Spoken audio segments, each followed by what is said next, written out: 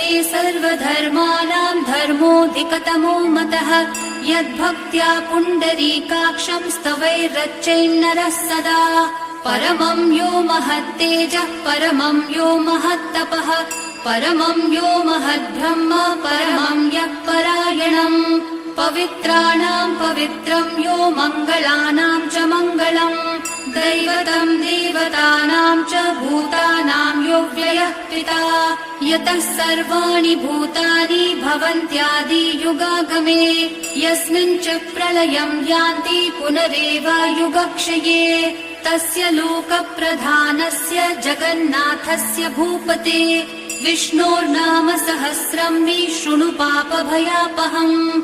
यानि नामानि गौणानि विख्यातानि महात्मनः ऋषिभिः परिगीतानि तानि वक्ष्यामि भूपतये।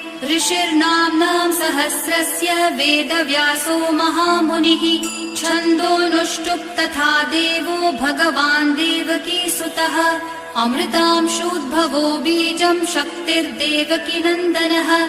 त्रिसामा हृदयं तस्य शान्त्यर्थे विनियुज्यते। विष्णुं जिष्णुं महाविष्णुं प्रभविष्णुं महेश्वरम्। अनेकरूपदैत्यान्तं नमामि पुरुषोत्तमम्।